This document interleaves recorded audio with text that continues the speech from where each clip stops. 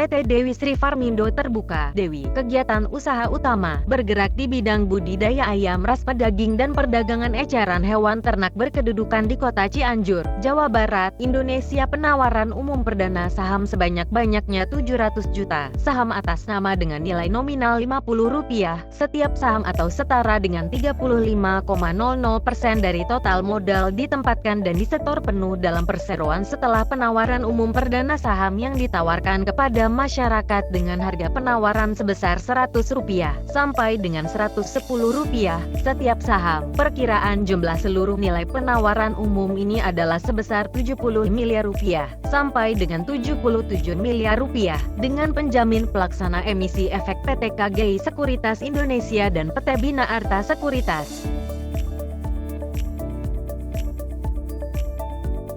Rencana penggunaan dana. Seluruh dana yang diperoleh perseroan dari hasil penawaran umum perdana saham, setelah dikurangi biaya-biaya emisi, akan dipergunakan perseroan untuk 1. Sejumlah Rp7.485.570.000 atau sekitar 11,88% akan digunakan perseroan untuk pembelian tanah afiliasi. 2. Sejumlah Rp3.672.134.375 atau sekitar 5,83% akan digunakan perseroan untuk pembelian tanah non-afiliasi seluas 10.773 meter persegi. 3. Sekitar Rp6.500.000.000 atau 10,32% akan digunakan perseroan untuk pembangunan fasilitas RPA di atas tanah afiliasi. 4. Sekitar Rp9.989.974.532 atau 15,85%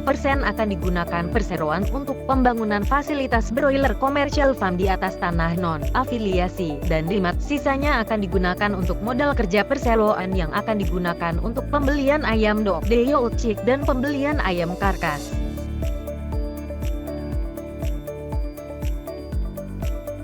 Daftar porsi pemegang saham setelah melakukan penawaran umum sebagai berikut. 1. PT Global Landelot Indonesia akan memegang sekitar 0,65%. 2. Greta Dewi Halim akan memegang sekitar 16,25%. 3. Aditya Fajar Yunus akan memegang sekitar 22,75%. 4. Ferry Saputra akan memegang sekitar 13,00%. 5. Henry Saputra akan memegang sekitar 12,35%. 6. Masyarakat akan memegang sekitar 35,00%.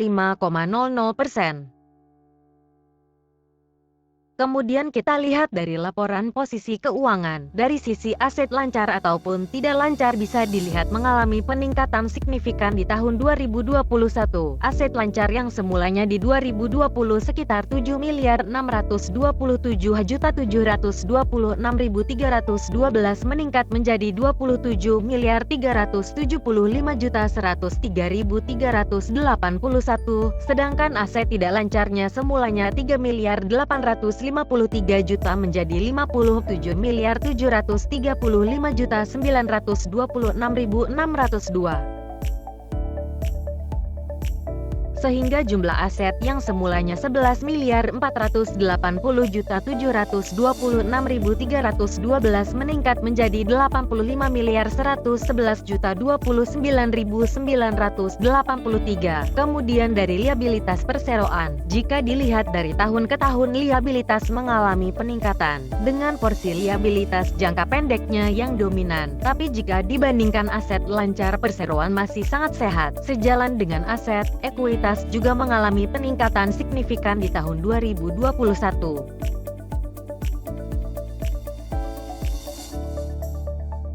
Selanjutnya kita lihat pada laporan laba ruginya. Terlihat dari laporan perseroan mencatatkan laba terus-menerus dengan peningkatan penjualan pada tahun 2021. Walaupun mengalami peningkatan signifikan pada penjualan, dari sisi net profit hanya mengalami peningkatan yang sedikit, yaitu sekitar 2 miliar pada tahun 2021 dibanding 2020. Jadi kira-kira dari mana peningkatan aset yang signifikan itu? Oke, kita lihat pada slide laporan arus kas.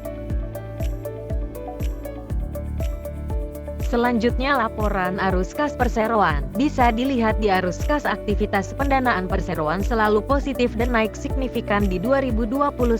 Hal itu sejalan dengan arus kas investasinya yang ekspansif, dengan arus kas aktivitas operasinya yang juga selalu negatif padahal perseroan selalu mencatatkan laba. Dari sini kita bisa melihat dari mana aset perseroan mengalami peningkatan signifikan walaupun dari net profit yang tidak meningkat signifikan, yaitu dari aktivitas pendanaan yang sangat besar di tahun 2021. Kemudian dari rasio-rasionya debt to equity ratio sangat sehat yaitu 23%, begitu juga debt to asset ratio sangat sehat yaitu 19% dengan return on asset 7,5%, return on equity 8,8%, lumayan besar. Kemudian dari current ratio atau rasio lancar 3x sangat sehat karena di atas 1 kali.